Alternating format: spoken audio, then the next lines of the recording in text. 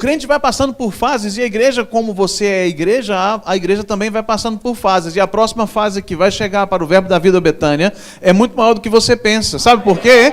Porque esse lugar está ficando pequeno para as milhares e centenas de pessoas que estão chegando para receber aquilo que você tem para entregar. Essa visão, ela é gigantesca, ela é maravilhosa e ela é poderosa. E a partir do momento que você se une a essa visão, se liga a essa visão, tudo que é o favor de Deus para essa visão chega a acontecer neste lugar, independe da referência que as pessoas têm do bairro. Nível cultural, nível socioeconômico, tipo de população, isso independe. Por quê? Porque a palavra muda tudo. Então, olha só o que vai acontecer aqui nesses próximos tempos, nesses próximos anos. A partir de hoje, inaugura um novo tempo, um novo momento. E esse novo momento, esse novo tempo é mais glorioso, é mais poderoso, mais intenso, é grandioso. E você faz parte desse negócio. Então, se eu fosse você, eu me alegrava por fazer parte de uma visão maior do que você. E eu sempre digo que o crente precisa andar sem... Obrigado, meu querido. Isso é um sucesso, viu? Glória. Você ungiu a água lá, orou por ela? Aleluia. Então tá bom, eu recebo. Você entende que você faz parte de algo tão grandioso, tão maior do que você, que não cabe dentro do seu coração? Que você tem que dividir com os outros? Quando você recebe uma palavra aqui que te enche de alegria e você começa a colocar um sorriso no rosto, independente da circunstância que você está vivendo, você sabe que você está pregando o Evangelho, porque o Evangelho é a prática da vida daquele que entendeu a palavra. Obrigado por 3 amém. Eu vou dizer de novo. O Evangelho é a prática da vida daquele que compreendeu e entendeu a palavra. Então não adianta você apenas entender a palavra, se você não vive, não pratica essa palavra, o Evangelho não vai ser pregado. Porque as pessoas não estão mais querendo ouvir uma conversa de alguém que sabe de alguma coisa. As pessoas querem ver o resultado prático daquilo que você aprendeu. E o resultado prático na tua vida é a maior pregação do Evangelho. Por isso que quando você atravessa por situações difíceis, provas, tribulações, desertos, sei lá o que você quer dar o nome para isso, e passa sorrindo e alegre, sabendo que alguém está com você, você está dizendo para as outras pessoas, não importa o que está acontecendo comigo, eu tenho um Deus que me sustenta em todas as coisas. Glória a Deus. E é nessa palavra, é nessa pegada que nós temos que nos agarrar. O escritor aos Hebreus, no capítulo 2, diz assim, que você precisa se agarrar firmemente à palavra. E eu gosto de, eu trago esse exemplo desde o apóstolo e nosso pastor Bud, que ele dizia e dava o exemplo de um pitbull ou um rottweiler, quando pega um osso. Você já deu um osso para um pitbull ou para um rottweiler? E já tentou tomar dele? Você não vai conseguir tomar, porque as presas ele agarra, ninguém tira dele. E quando o autor está escrevendo assim, agarre firmemente, ele está dizendo, pegue a palavra igual um pitbull. Não, eu vou dizer de novo. Tem alguém que está falando assim, está pensando no osso babado do pitbull, né? Não, não é a baba, é a palavra. Pega a palavra, agarra a palavra, sustente a palavra na sua boca, porque essa palavra, ela que é poderosa para salvar a tua vida. É essa palavra que vai transformar você essa noite, é essa palavra que vai levar você a níveis mais altos, é essa palavra que vai mostrar quem é você, é essa palavra que vai te dar a imagem de quem você é, feita em Cristo na cruz. A realidade que você vive é muito maior do que o mundo vive. Então os resultados da sua vida precisam ser diferentes do que o mundo tem. Afinal de contas, no Rema tem uma matéria chamada Realidades da Nova... De novo, Realidades da Nova... E se você não fez um Rema, seja bem-vindo. Rema 2020, matrículas abertas. O jabá. Matrículas abertas com 20% de desconto, dividido 3 vezes no cartão de crédito. Olha isso. 2020, nós somos mais de quantos? 600. Não, fala de novo. 2020 somos mais de quantos? 600. Somos mais de 600 alunos naquele lugar, gente. Então você não pode ficar de fora. Amém? Então, Realidades da Nova Criação diz respeito de quem você é em Cristo a partir do momento que você nasce de novo. E é por isso que eu estou dizendo que o que está acontecendo no Verbo Betânia é muito maior do que você pensa.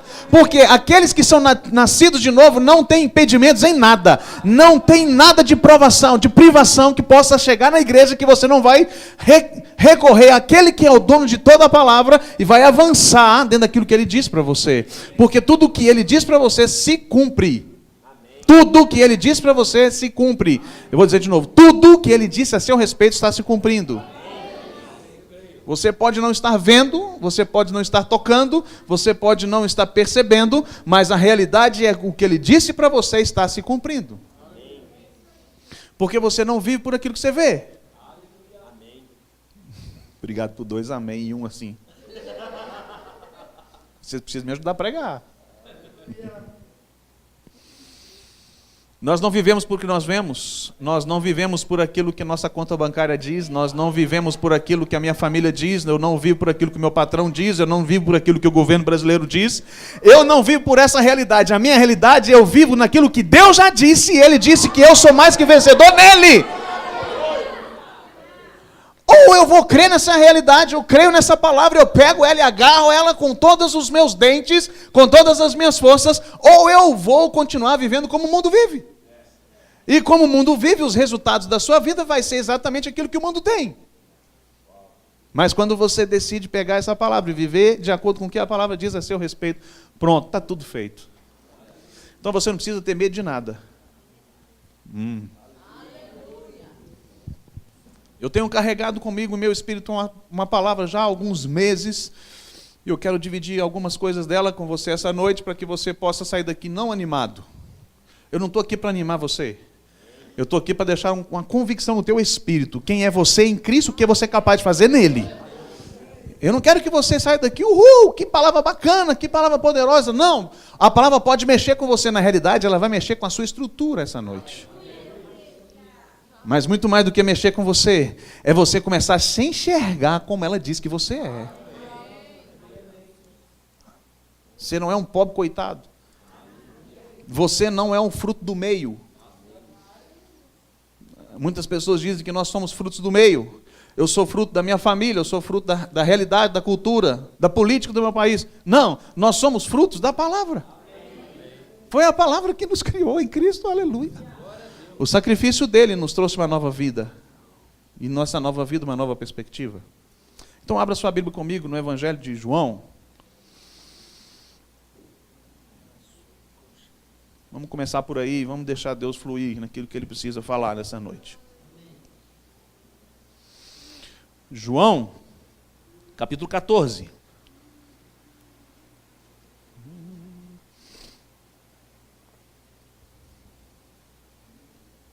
Quem chegou lá?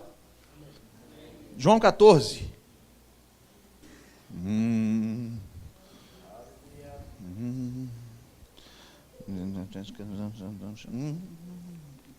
Que versão é essa? Não. Cadê? Quem tem a Almeida corrigida aí? Quem tem a Almeida corrigida? Ninguém levantou a mão, gente. Ninguém tem a Almeida corrigida aqui. Oh, aleluia.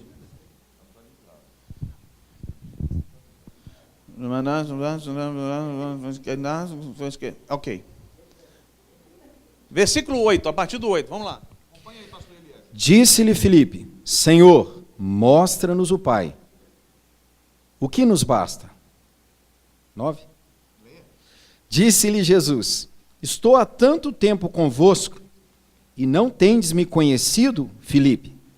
Quem me vê a mim, vê o Pai. E como diz tu, mostra-nos o Pai? Não crês que eu estou no Pai e que o Pai está em mim? As palavras que eu vos digo, não as digo de mim mesmo, mas o Pai que está em mim é quem faz as obras. Crede em mim, que estou no Pai, e o Pai em mim, crede-me, ao menos por causa das mesmas obras.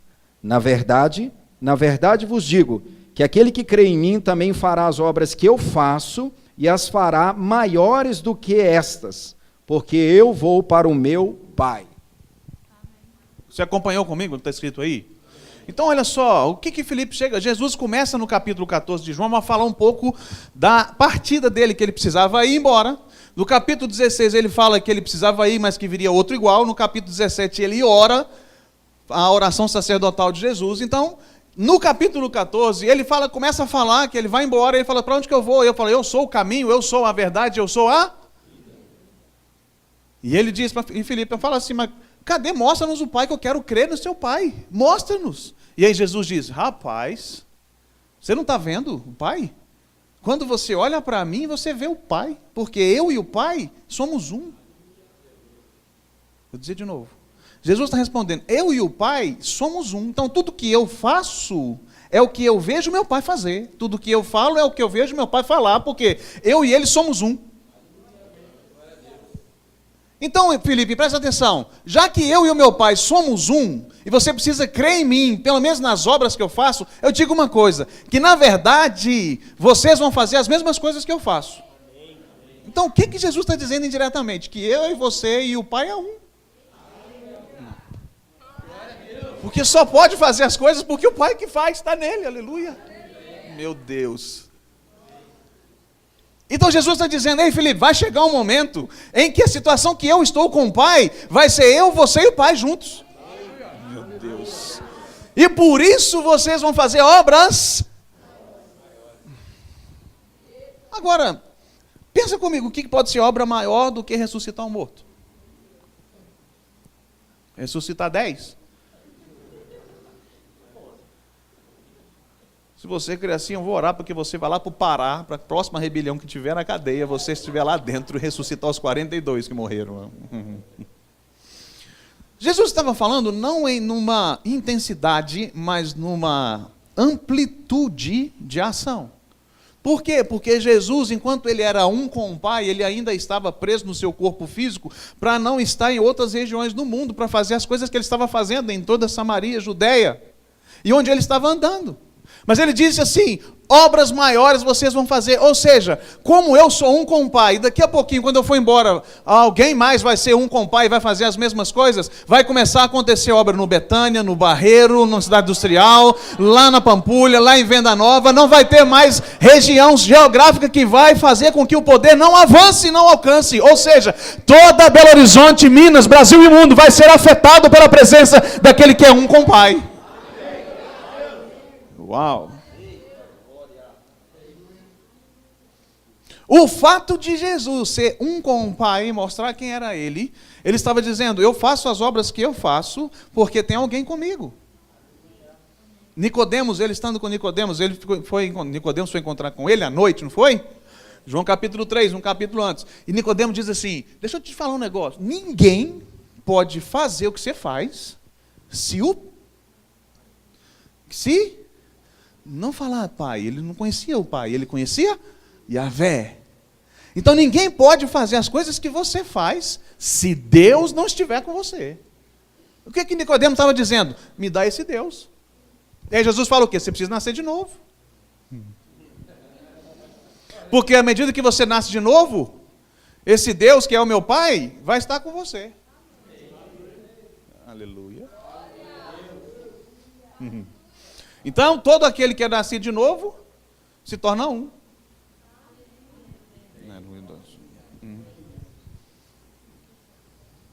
Abra sua Bíblia, 1 Coríntios capítulo 6. Aleluia. 1 Coríntios capítulo 6.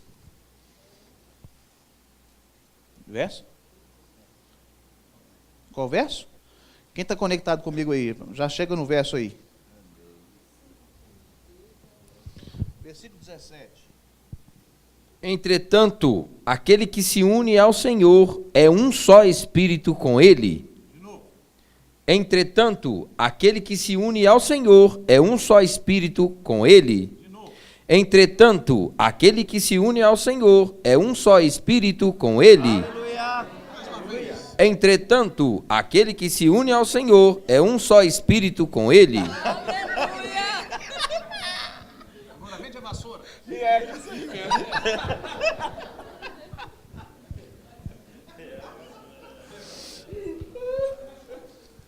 Aquele que se une ao Senhor se torna o quê? Não foi a mesma coisa que Jesus disse a Filipe? Eu só faço as coisas porque eu sou um com o Pai. Eu quero que você entenda algo. Eu vou usar essa cadeira aqui.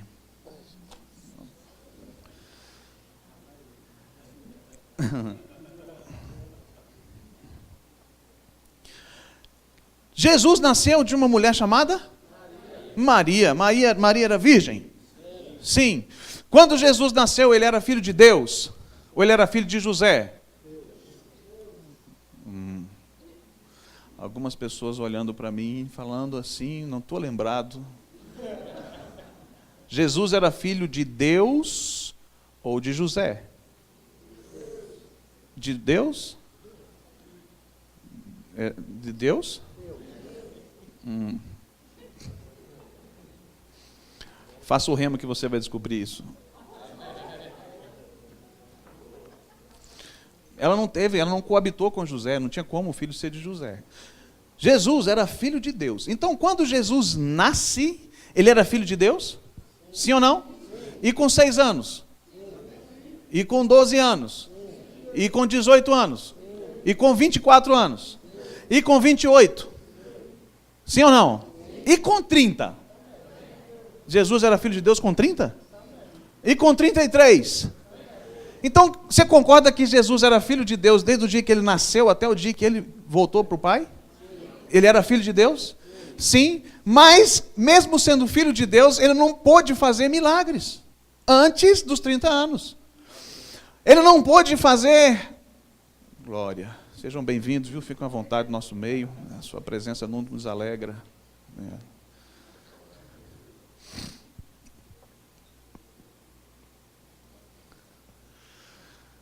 Jesus não podia fazer milagres, prodígios, sinais do primeiro ano até o 30º ano. Mas ele era filho de Deus. Mas, entenda, talvez isso vai quebrar um pouco a sua religiosidade. O fato de Jesus ser filho de Deus somente não o dava o poder de fazer milagres. Por quê? Porque ele se tornou igual a você, homem de carne e osso. Então, quando Filipenses diz que ele deixa na sua glória, ele deixa a sua glória, ele deixa a sua divindade e se torna homem, naquele momento, com na sua humanidade, sendo filho de Deus, ele não podia fazer milagres. Por quê? Porque a garantia de ser um estava no céu.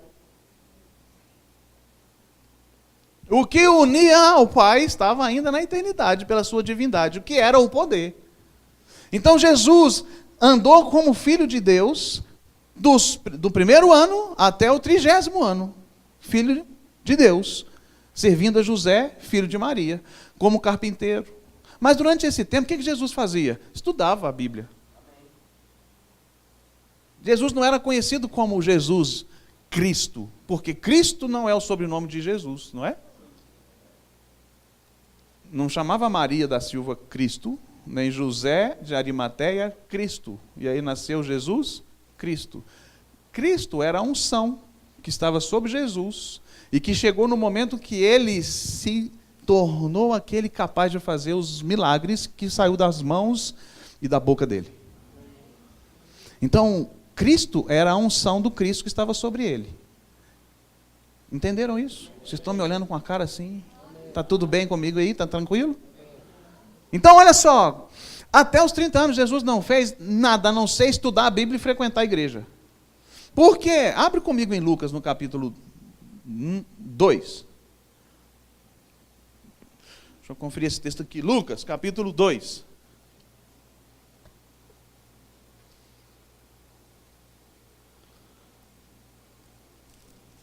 Isso. Você chegou lá?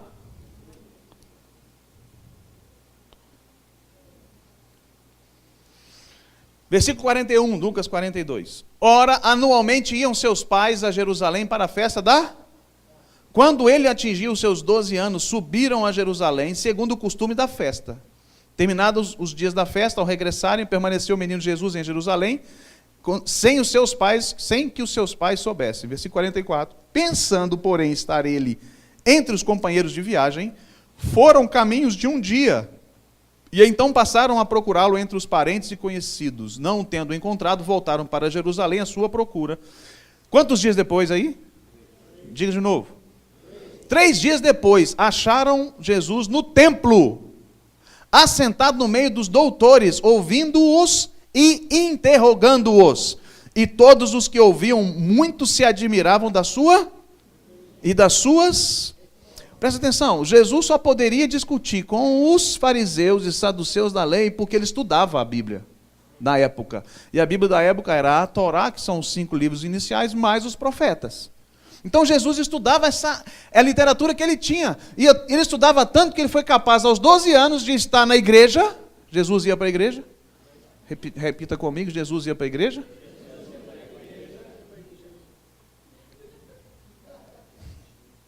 Jesus fazia questão de ir para a igreja porque ele sabia da importância do congregar.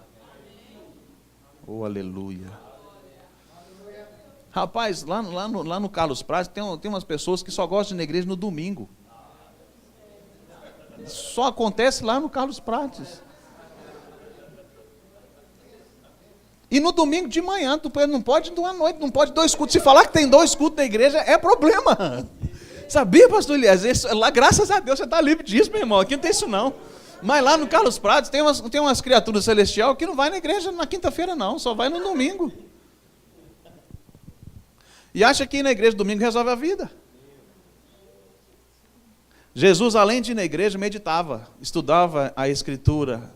Ele se encontrava na Escritura. Ele começava a ler as Escrituras e falava, isso aqui sou eu, isso aqui está falando de mim, isso aqui sou eu. E ele começava a ler aquelas Escrituras e ia saltando dentro dele. Eu imagino quando ele lia, o fogo que começava dentro de Jesus começava a fluir. E ele lendo e falando, esse sou eu, está falando de mim. Olha que coisa maravilhosa, esse aqui sou eu. Olha Moisés escrevendo, esse aqui sou eu. E ele começava a se encontrar na Escritura. Ele ia para a igreja e vai falar, eu imagino que Jesus queria falar, sou eu. Mas ele não falava ainda. Porque não era o tempo. Mas além de estudar em casa, diga comigo, Jesus estudava a Bíblia em casa? Diga de novo. Mais uma vez. Então diga, eu também vou estudar. Aleluia. Se você tem dificuldade de estudar a Bíblia em casa, vai estudar no Rema, que pelo menos segunda, quarta e sexta você vai ter a palavra. Aí você vem para o culto na quinta e no domingo fica beleza. Olha aí que você vai ser bombado na palavra. Como é que é? Terça-feira tem bote. Olha aí, segunda, quarta, sexta rema, terça bote, quinta culto, sábado encontro jovem, domingo culto. Aleluia! Glória! Quem está feliz aqui? Deixa eu ver. A sua cabeça natural fica pensando assim, mas eu não vou descansar. A sua cabeça natural pensa, e as minhas coisas? Deixa eu te dizer, se as suas coisas for o primeiro lugar antes de Cristo, você está no lugar errado fazendo a coisa errada. Porque a Bíblia diz que você tem que buscar primeiro o reino. E estar na igreja, congregar, receber a palavra é buscar reino. Por quê? Você só vai conseguir crescer à medida que você conhece a palavra. Porque todo crescimento vem por conhecer a palavra. Você nunca vai praticar a palavra se você não conhecer ela. Aleluia. Cadê a carreira? Ninguém deu uma carreira até agora.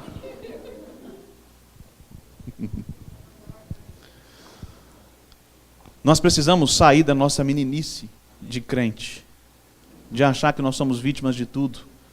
Nós não somos vítimas de nada. Nós somos a solução que o mundo precisa, porque nós carregamos a palavra dentro de nós. Então Jesus gostava de estudar a Bíblia, e ele gostava de congregar. E aos 12 anos ele estava lá onde que ele estava? Jerusalém, na sinagoga, conversando com os mestres da lei, que são os fariseus e os saduceus. Talvez você já estudou sobre isso. Toda a sinagoga existe uma cadeira. Ela fica no centro de toda a sinagoga. A sinagoga é feita como um areópago, que você já viu, não sei se você já viu, grego, que passa como se fosse um teatro, com plataformas assim, que os mais novos sempre sentam lá atrás e os mais velhos sempre sentam à frente. E a cadeira era chamada cadeira de Moisés. Por quê? Era a cadeira reservada para o Messias, que o povo judeu esperava. Então, na sinagoga, essa cadeira, ela não poderia ser usada por ninguém, a não ser o fariseu ou ministrante da noite. Só ele tinha proeminência de se assentar nessa cadeira. Ninguém mais podia se assentar. Se alguém se assentasse nessa cadeira, isso era uma afronta ao rito judaico, à religião judaica, que essa cadeira era reservada para quem? Para quem, gente? Para o Messias. Então eu imagino que como Jesus gostava de ir na igreja, e ele já entendendo e estudando a Bíblia, ele vendo a Bíblia, e eles falando assim, isso aqui sou eu, logo ele chegava lá e via a cadeira. E aquela cadeira era para quem? Para ele. Mas Jesus foi na igreja com 8 anos. E com 10. E com 12. E com 18. Quantos anos Jesus foi e via a cadeira que era para ele sentar e ele não se assentou? Ele sabia que a cadeira era dele. Ele sabia que ele era o Messias. Ele já tinha encontrado na Escritura quem era ele. Ele era filho, ele era o Messias. Mas ele não podia se assentar na cadeira. Por quê? Porque tinha um tempo exato de tudo acontecer. E Jesus, que era Jesus, ele não antecipou em nada o tempo. Ele esperou o tempo exato para que as coisas todas acontecessem de acordo com o plano do papai. Aleluia! Então não tente você querer antecipar nada na tua vida, fique tranquilo. Deixa eu te dizer, ninguém conhecia Jesus, ninguém sabia quem era aquele homem, enquanto ele não começou a se manifestar como aquele que era ungido, ele só entendia que Jesus era o filho do marceneiro. Então olha só, não importava nem de onde que ele vinha, porque quando chegaram para Natanael, falaram, Natanael, encontramos o Messias. Cadê o Messias? De onde que ele vem? De Nazaré. Ah, não. Pode vir alguma coisa que preste de Nazaré? A resposta foi, vem e... Então, não se preocupe que ninguém está te olhando como o cara ou a mulher nesse momento. Continue se preparando. Continue meditando, continue estudando a Bíblia, continue congregando, continue fazendo. Porque no momento certo Deus vai fazer assim, vai meu filho, que agora é a sua vez. E eu estou diante de homens e mulheres aqui que vão se levantar de uma geração que não vai se corromper com nada. E é por isso que esse bairro vai ser transformado pelo poder da palavra. Porque tem homens e mulheres aqui esperando o tempo acontecer. E quando ele diz para você, vai meu filho, as coisas vão começar a acontecer. Vai pipocar milagre na sua casa, na sua empresa, onde você está, no seu bairro. Deixa eu te dizer, esse novo tempo começou hoje. Aleluia. Você fica muito preocupado em querer aparecer muitas vezes. Jesus não estava preocupado com isso. Ele tinha, a cadeira era dele e ele não se assentou. Enquanto não se cumprirem os dias, ele precisava ter preparação. Por que Jesus ficou 3 dias sumido, longe dos pais? Era tudo uma preparação, porque ele ia ficar 3 dias longe do pai na cruz. Então ele estava se acostumando a ficar sem o papai biológico durante 3 dias para saber como era.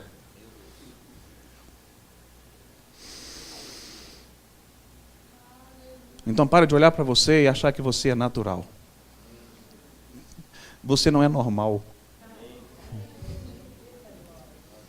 Vou dizer de novo. Você não é normal. Você não é igual àquele que não tem Cristo. Enquanto Jesus esteve no anonimato, ele não se curvou a nenhum sistema. Ele antes estudava a palavra, congregava. E eu acho interessante que no último versículo do capítulo 2, vá lá comigo, você está com a sua Bíblia aberta em Lucas 2? O último versículo de Lucas capítulo 2 diz assim, e Jesus se desenvolvia em quê? Sabedoria, estatura e graça da presença de Deus em todas as pessoas. Se desenvolvia, hein? Sabedoria, conhecimento, estatura, o crescimento normal de qualquer pessoa. Graça é usufruindo de algo que não era no esforço dele, na habilidade dele, no mérito dele, era tudo por causa do Pai. Ele entendia. E as pessoas iam começando a perceber que o esforço que Jesus tinha que fazer para ser Jesus era nenhum. Então para que você está se esforçando para ser aquilo que o pastor precisa te ver? Você só precisa confiar na palavra. E deixa a palavra fazer você. Deixa a palavra te levantar. Deixa a palavra te transformar. E à medida que a palavra vai te transformando, os seus olhos vão brilhando. Daqui a pouquinho, pastor Eliezer fala assim: rapaz, Deus falou comigo algo a seu respeito. Olha, para você fazer isso. Aí você falou: já sabia. Falei: pois é, então chegou o momento. Vai e faz. Porque tudo passa pela liderança. Com 12 anos, então, Jesus é encontrado na sinagoga, discutindo com os fariseus. E lá tinha cadeira. Passado então, depois não tem mais relato nenhum de Jesus dos 12 até os 30 anos. 18 anos, Jesus indo para a sinagoga. Conversando, ouvindo a palavra e vendo a cadeira vazia. Na realidade, os fariseus se sentavam na cadeira para ensinar, mas eram só os principais, ok? Mas chegou um dia, a Bíblia não relata, ok? Então, se a Bíblia não relata, eu posso conjecturar, podemos? Eu imagino Jesus na casa dele, ele devia estar orando ao Pai, e o Pai falou assim: Jesus, chegou o dia, vai lá para o Jordão, vai ser batizado, que lá você vai receber o que você deixou aqui. Eu imagino Jesus saindo da casa dele. Presta atenção nisso. Eu vou me batizar hoje, aleluia. Hoje eu vou lá na sinagoga, e eu vou sentar naquela cadeira. Tem 30 anos que eu vejo aquela cadeira vazia, aquela cadeira é minha, mas o papai falou que eu vou hoje, é hoje que eu vou. E Jesus começou a se alegrar. Imagina Jesus se alegrando, andando pelo caminho afora. Eu vou sentar naquela cadeira. E ele chega na beirada do Rio Jordão, João Batista vê de longe e aponta, falando assim: eis aí o quê? O Cordeiro de Deus que faz o quê? Tira o pecado do mundo. E ele vai para se batizar, João Batista falando: rapaz, não sou digno nem de desatar a sandália do teu pé. Como assim? Você que tem que me batizar. Não, para se cumprir aqui, foi dito a meu respeito. Me batiza. João Batista pega Jesus e batiza Jesus. Quando Jesus sai do rio, o que acontece? Vem sobre ele o Espírito na forma corpórea de uma pomba. Então, olha só. O Filho de Deus sai do batismo. E o Filho de Deus é ungido. A Bíblia diz que a partir desse momento, Jesus estava habilitado para fazer tudo o que ele precisava fazer. Por quê? Porque ele era filho e era ungido. Eu vou dizer de novo. Jesus era filho e era ungido. Com o que ele foi ungido? Com o que ele deixou na glória. O poder, o Espírito, está nele. O Espírito desce sobre ele e o enche. Aleluia. Naquele momento, aquele que era filho se torna filho ungido. E aí Jesus fala assim: vocês vão fazer as mesmas obras, porque eu sou filho ungido. Não é porque eu sou filho só, é porque eu sou filho e sou ungido.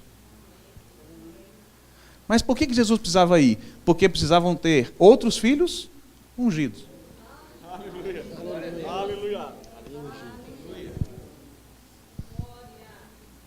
Ele sai do Rio Jordão e o Espírito Santo leva ele para onde? Para a sinagoga? Não, vai para o deserto.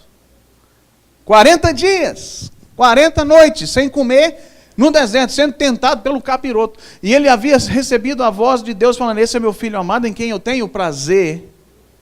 Entenda, Deus disse a respeito de Jesus sem Jesus fazer nenhum milagre.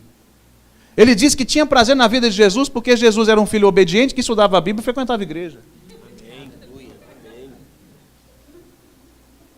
O prazer de Deus era ver toda a obediência do filho, porque Jesus até aquele momento era alguém desconhecido para todo o povo. Mas ele já era alguém que já agradava o coração do Pai. Aleluia. Entenda que você não precisa estar na plataforma para agradar o papai. Deus pode dizer para você lá na tua casa: eu tenho prazer na sua vida. Quando você se ajoelha e está com Ele, aleluia. Quando você está pregando o evangelho na sua empresa, Jesus está olhando para você e diz: eu tenho prazer na sua vida, meu filho. Você entendeu o que é isso?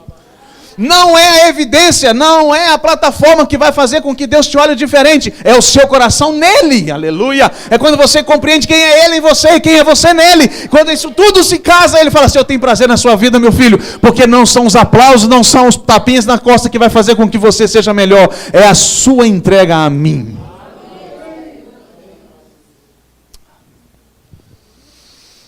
Jesus então fica 40 dias no deserto. Depois de 40 dias ele vai para onde? Entendi. Lucas 4, abre aí.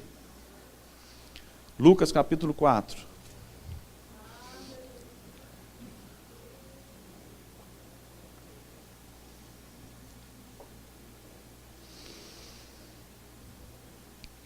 Chegou?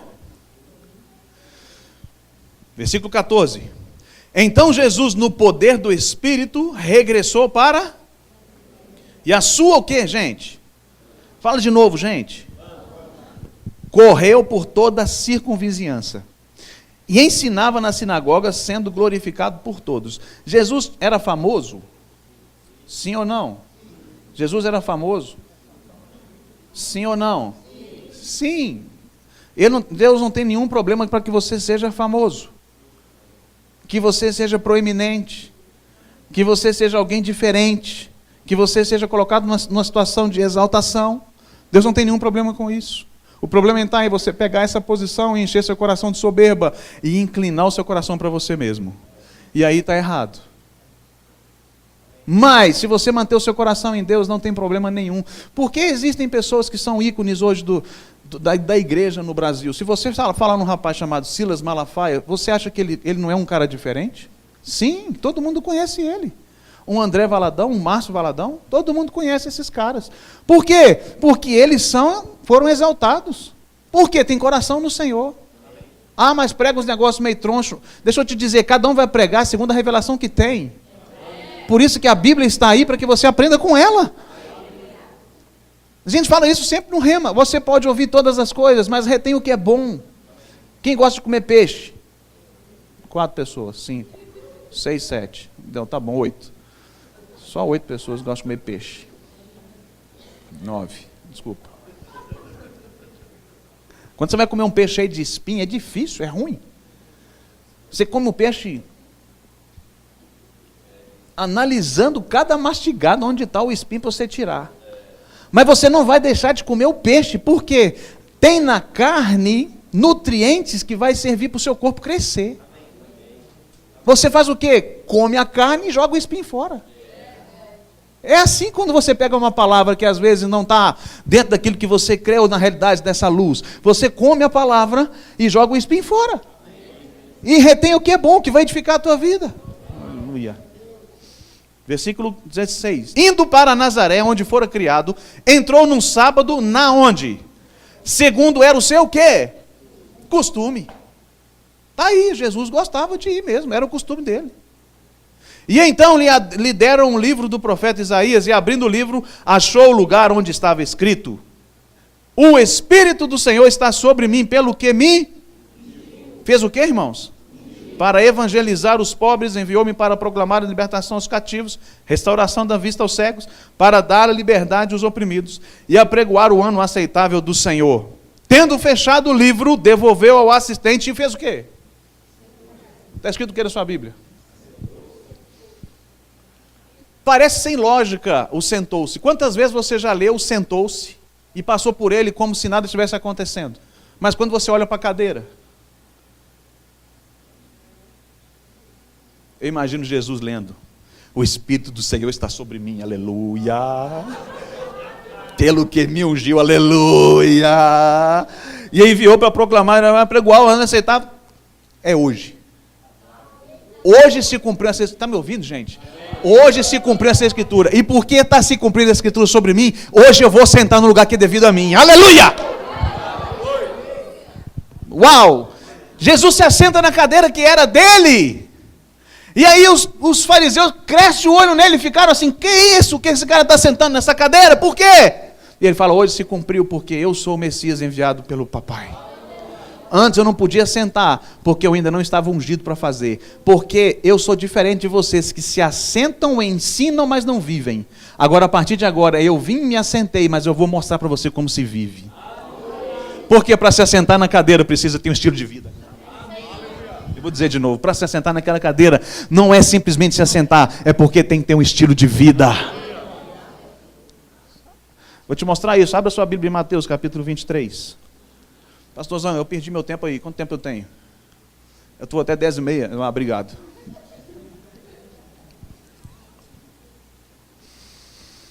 Mateus 23. Vamos lá, João.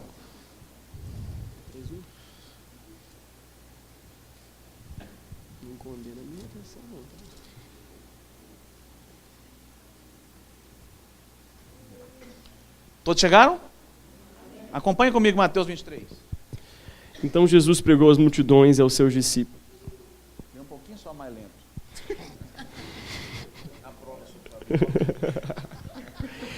Então, Jesus pregou às multidões e aos seus discípulos. Os escribas e os fariseus se assentam na cadeira de Moisés. É o que Jesus está falando. Ele senta onde? Versículo 3. Fazei e obedecei, portanto, a tudo quanto eles vos disserem. Contudo, não façais o que eles fazem, porquanto não praticam o que ensinam. Ficou claro esse texto para você, não ficou? Olha como é que Lu chegou para o texto. Jesus está dizendo, ei, esses anos todos os fariseus sentam na cadeira e ensinam o que é certo, porque eles ensinam as escrituras. Mas quando eles têm que praticar, eles não fazem nada do que está escrito. Então você não pode imitá-los. Aleluia.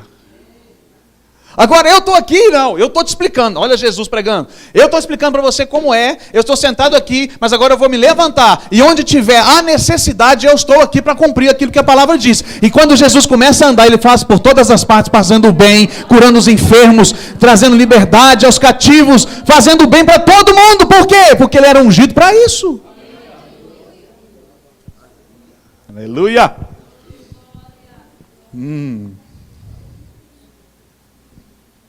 E aí, no determinado altura do ministério de Jesus, ele fala assim, não sou eu que vou fazer essas coisas mais.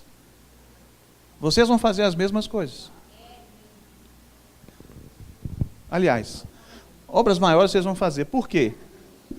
Porque só pode se assentar nessa cadeira quem é filho ungido.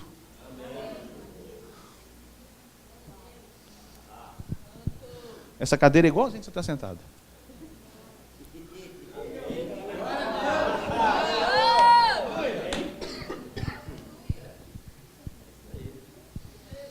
João capítulo 1, versículo 12 diz assim, veio para o que era seu, mas os seus não o...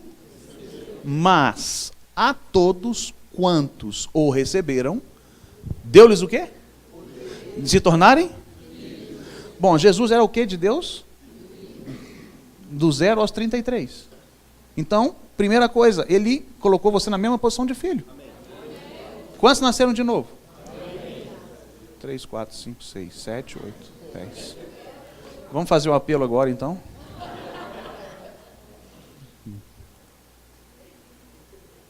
Então você entra na mesma categoria de filho. Mas o fato de ser filho não te dá o direito de fazer as coisas que Jesus fez. Porque enquanto ele era filho, ele não fazia. Ele precisou esperar um tempo para que se cumprisse algo. Aí no capítulo 1 de Atos, ele diz para os discípulos assim, fiquem aqui mais algum tempo, até que do... De onde veio a pomba? Não é uma pomba, né? Na realidade, era a forma corpórea. Mas o Espírito veio do alto. Ele fala assim, fique aqui, até que do... Sejam o quê? Atos 1:8 diz assim, o que diz lá? Atos 1:8. Mas abra sua Bíblia, por favor, em Atos 1:8. Vamos lá. Vamos conferir na Bíblia.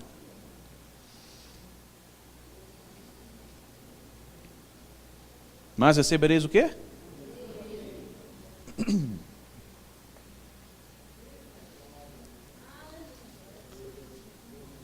Ah, tá ali, gente, na tela, o tempo todo tá aparecendo na tela. Vocês não é brincadeira não, né? Mas recebereis o quê? Ao descer sobre quê? O Espírito?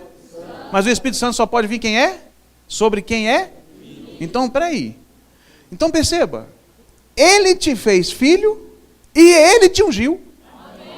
Não dependeu em nada de você, do seu esforço, da sua capacidade, da sua performance, daquilo que você é, foi tudo dele. Então ele fala assim, eu vou transformar todos vocês em filhos, e depois que eu transformar vocês em filhos, eu vou ungir. Depois que eu ungir, você vai se tornar como eu, filho ungido, e vai fazer as mesmas coisas que eu faço. Amém. Aleluia.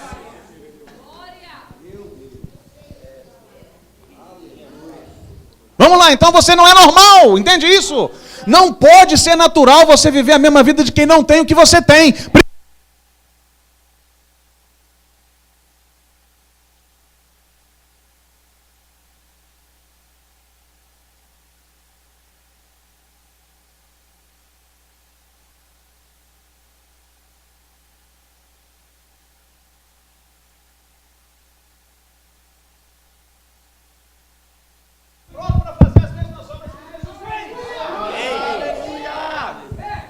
Você está habilitado e pronto para fazer as mesmas obras que Cristo fez. Então faz sentido o que ele disse. Ele não disse nada que não iria acontecer. Ele nunca falou nada que não poderia. Na realidade, ele estava dizendo, eu vou fazer tudo. Então você entende que não tem nada a ver com você. Tem tudo a ver com ele.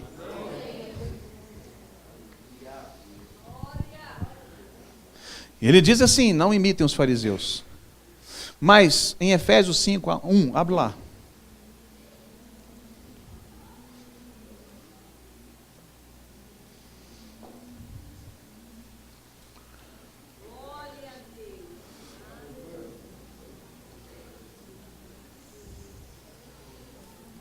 Versículo 1 de Efésios 5.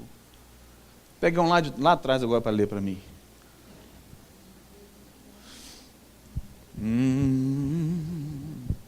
Efésios 5:1. O povo ficou olhando para mim e falando, e começar a orar em línguas emergenciais. Esconda-me na nuvem da tua glória.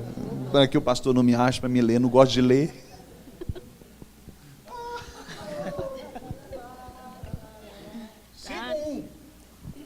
Sede, pois, imitadores de Deus como filhos amados. Sede, pois, imitadores de Deus como filhos amados. Sede, pois, imitadores de Deus como filhos amados. Mas não foi isso que Jesus disse? Olha, não imitem os fariseus que pregam, mas não vivem. Vocês precisam ser imitadores de Deus. Mas você diz, mas eu nunca vi Deus fazendo nada. Você vai fazer a mesma pergunta que Filipe fez? Você quer ver Deus? Olhe para Jesus. Ele e Deus é um. E quando você nasceu de novo, você se tornou um com Ele. Porque aquele que se une a Cristo é um espírito só com Ele. E se você é um espírito com Ele, você está habilitado para fazer as mesmas coisas que Ele fez. Então o que te impede de sair movendo hoje nesse bairro Betânia, ou na região onde você está, para transformar as pessoas e as casas com aquilo que você tem? Você carrega o poder, você carrega a unção, você carrega a solução. Você hoje é a mesma coisa que Cristo na terra. Aleluia! É a consciência de quem você é em Cristo, entenda. Se você for olhar para Jesus andando pela terra, quantos milagres ele fez, mas quantas vezes ele parou para orar antes de fazer o milagre? Ele não fazia, ele sabia quem ele era. Isso não quer dizer que você não tem que orar porque Jesus fazia isso em casa? Porque na hora que ele saía para fazer as coisas, ele sabia quem ele era? Quando tinha um cego, ele fala, pai, o cego está aqui, e eu preciso resolver esse negócio. Não, o que você quer? Você quer ver? Veja. É simples assim. Porque ele tinha consciência de quem ele era, o que ele estava carregando. Não. Eu vou dizer de novo. Ele tinha a consciência de quem ele era, filho, e o que ele carregava, o poder. Então, quanto mais a consciência da presença dele você tiver, e você saber que você está carregando, quando tiver algo fora do plano original de Deus, você é a solução daquela pessoa naquele lugar.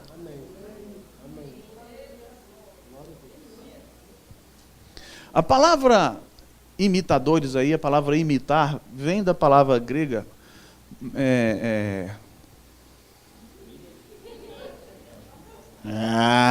Julinha.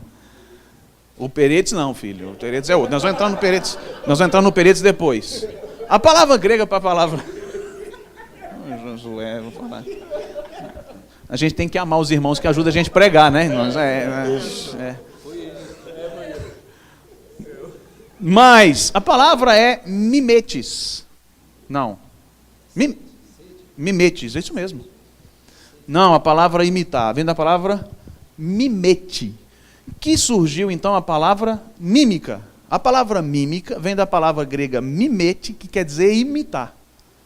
Olha isso. Então, você conhece, eu sempre dou esse exemplo, você conhece alguém que imita alguém, tipo um comediante? Quem é? Nossa, Chico Anísio. Eu acho que tem pessoas aqui que não sabem quem é Chico Anísio. Mas vamos pegar Tom Cavalcante. Tom Cavalcante. Todo mundo conhece Tom Cavalcante aí? Para o Tom Cavalcante imitar alguém, ele precisa passar um tempo estudando aquele alguém. Ele não sai imitando amanhã. Ele para 1, 2 anos para imitar o timbre da voz, os jeitos, os trejeitos, a forma como anda. Para quê? Para que quando ele abrir a boca, você pode até ver o Tom Cavalcante, mas vai enxergar aquele que ele está imitando. Vou dizer de novo. A proposta de quem está imitando alguém é que quando a pessoa olhe, ele simplesmente olhe para você, mas enxergue aquela pessoa que você está imitando. E a Bíblia está dizendo que você precisa ser imitador de... Então o que é isso? É falar pouco. Quem já viu o filme de Charlie Chaplin aqui? Cinema mudo. É mais velho que Chico Anísio, né? Mas alguém já viu? Me ajuda aí, gente. 3, 4, 6, tá bom. Deu 10, deu mais de 10.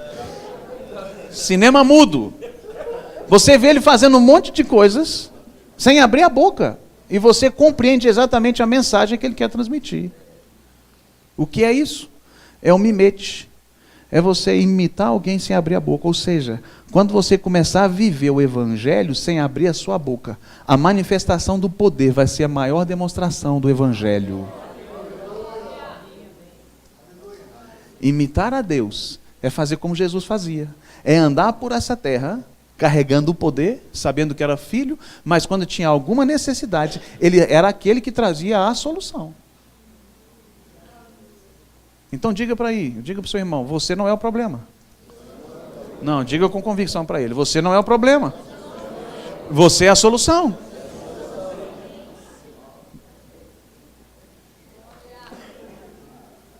É por causa dessa realidade que eu estou dizendo que esse lugar está pequeno. Quando essa realidade começar a explodir dentro de você, você vai sair por esses 4 cantos desse bairro, dessa região inteira, manifestando o poder que está em você. As pessoas vão querer seguir você, porque os sinais acompanham os que creem. É preciso alguém para crer primeiro, para que aqueles que não creem acompanhar quem crê, gente. Então seja você o primeiro a crer que os sinais vão começar a acompanhar você. Enquanto você anda carregando o poder e vindo, os sinais começam a pipocar. Pum, pum, pum. É cura se manifestando, é libertação acontecendo, tudo acontecendo por meio das suas mãos, da sua boca, da sua existência. E as pessoas vão começar a seguir. Onde é que é esse negócio? Onde você aprendeu isso? Aí você vai sair na igreja ali, e essa igreja vai ficar pequena. Quando a consciência do poder estiver impregnado em você, e você saber que você não é comum, os resultados da sua vida precisam ser diferentes daquele que não serve. Afinal de contas, você é filho ungido.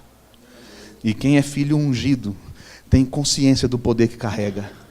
E vou dizer de novo, quem é filho ungido tem a consciência do poder que carrega. De novo, quem é filho ungido tem a consciência do poder que carrega. Nós estamos ainda muito impregnados com a nossa forma natural de viver a vida. Nós precisamos atravessar essa barreira.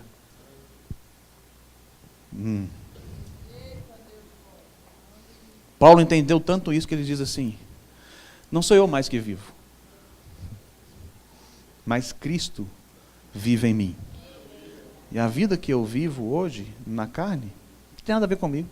É para Ele. Entende isso? A consciência de quem era ele. Não importava se ele tinha sido chicoteado ou se estava preso. O importante é que ele estava alegre em todos os momentos, sabendo que o Redentor estava com ele. Ele nunca estava só. Ele estava sendo transportado pelo poder que estava nele. E mesmo quando o poder dizia, você espera cadeias e prisões lá para você, ele fala assim, mas eu vou porque eu sei quem está comigo. Amém. Glória a Deus. Nem mesmo as pressões que poderiam chegar para ele tiravam ele do foco daquele que carregava a glória, daquele que carregava o poder. Independente do que esperava ele lá na frente, ele sabia que ele tinha a solução para aquele povo. Então entenda algo, independente do que espera por você, seja prisões, sejam rios, sejam fornalhas, saiba que em todas elas o livramento de Deus está a dispor da sua vida, porque você nunca vai sozinho, Ele vai com você para lá. Para quê? Para você exercer algo, executar algo para Ele. E eu creio em salvação na sua casa ainda nessa semana.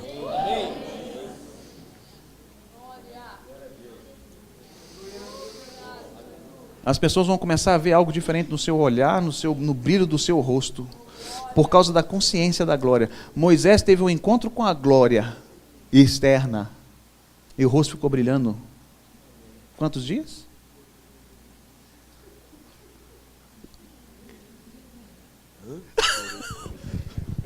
Quantos dias o rosto de Moisés brilhou?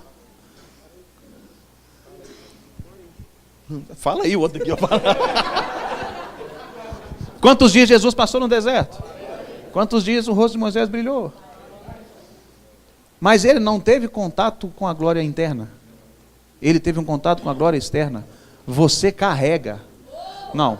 A glória que Moisés teve contato e o rosto brilhou 40 dias, você carrega.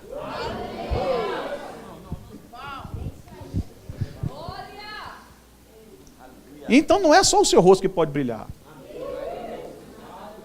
A sua vida tem que ofuscar o olhar das pessoas. Quando eles olharem para você, falam assim, tem algo diferente em você, e esse algo diferente eu quero para mim, o que você tem? E quando você abrir a boca, vai sair poder como espadas entrando no coração dessas pessoas, e a transformação da palavra vai começar a chegar para elas. Então não se intimide em meio às pressões que possam chegar para você, porque Deus conta com você. Você nasceu no lugar certo, na família certa, no bairro certo, no lugar certo. Você não é obra do acaso, você nasceu ali com um propósito para estabelecer algo novo em Deus, e é com você que Ele conta. Para isso Ele transformou você em filho e te ungiu para isso.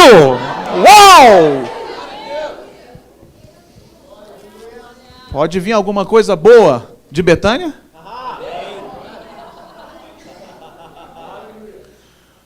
Mas se amanhã a sua mente começar a pensar naturalmente nas coisas, o que você não pode, o que você não consegue, quais são as suas limitações, você ainda não vai conseguir executar isso que está acontecendo aqui. Porque isso é pela fé. Você só consegue viver isso crendo que isso é a sua realidade. Porque os seus olhos e o mundo vai dizer o contrário para você. Mas se você agarrar firmemente, eu vou fechar com o que eu comecei. Agarrar firmemente as verdades que foram colocadas no seu coração hoje. Quando você chegar nesses lugares onde as pessoas precisam do que você tem, ao abrir da sua boca e o seu olhar vai começar a salvar pessoas pelo sacrifício de Cristo por você. Deus conta com você.